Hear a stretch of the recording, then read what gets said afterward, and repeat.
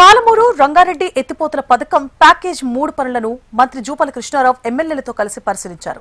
నాగర్ కర్నూల్, వనపర్తి జిల్లాలకు సంబంధించిన కల్వకుర్తి ఎత్తిపోతల పథకంలో పెండింగ్ సమస్యలను త్వరితగతిన పరిష్కరిస్తామని తెలిపారు. గత ప్రభుత్వం నిర్లక్ష్యంతో మోటార్లు దెబ్బతిన్నాయని మరమ్మతులపై చర్యలు ప్రారంభిస్తామన్నారు.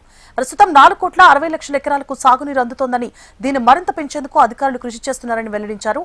పాలమూరు రంగారెడ్డి ప్రాజెక్టును వచ్చే ఏడాదిలో పూర్తి చేసి 12 లక్షల ఎకరాలకు సాగునీరు అందిస్తామని హామీ ఇచ్చారు. సీఎం రేవంత్ రెడ్డి త్వరలో ప్రాజెక్టును సందర్శించనున్నారని మంత్రి జూపల్లి తెలిపారు.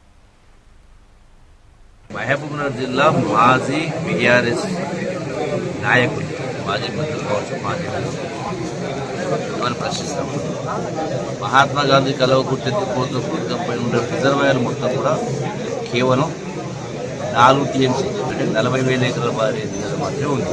4.5 లక్షల ఎకరాల భారాలంటే కనీసం 20 TMC 10 సంవత్సరం రిజర్వాయర్ పెట్టి జూరాల, నెట్టెంపాడు, భీమా, కోల్సా ఇవన్నీ ప్రాజెక్టుల కింద ఉన్న ఆయకట్టు 5,50,000 ఎకరాలు. జూరాల రిజర్వాయర్ కెపాసిటీ కేవలం 8-9 TMC ఉంది. అంటే దగ్గర 50 TMC అక్కడ రిజర్వాయర్. అందుకే అదే అక్కడ కాళేశ్వరం పైన ఇంకా మల్లన సాగర్ 50 TMC వరకు అంటే ఫోటో పూజ మన జరగాలి.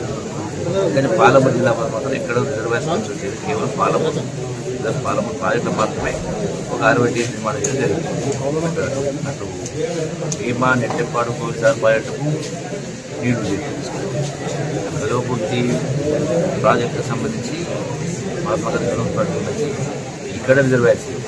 అందుకే వచ్చే వారం లోపలనే ముఖ్యమంత్రి గారు కూడా పాలమూరు జిల్లాలో ఈ ప్రాజెక్టు కోసం రావడం కోసం ఏర్పాటు చేసిన కూడా టోటల్గా ఏమేమి వీటిపైన సమగ్రమైనటువంటి నివేదిక తయారీ పాలమూరు జిల్లాలో ఒకటి మహాత్మా గాంధీ పెండింగ్ పూర్తి చేయడం, పాలమూరు ప్రాజెక్టు పూర్తి చేయడం, మహాత్మా గాంధీ ప్రాజెక్టు పైన రిజర్వాయర్ నిర్మాణం, అట్లాగే జూరాల పైన కూడా రిజర్వాయర్ నిర్మాణం ఇవన్నీ చేపట్టి శీఘ్రగతిన పాలమూరు జిల్లా రైతాంగానికి నీళ్లు పెద్ద ఎత్తున ఇచ్చేటువంటి ప్రయత్నం చేస్తాం.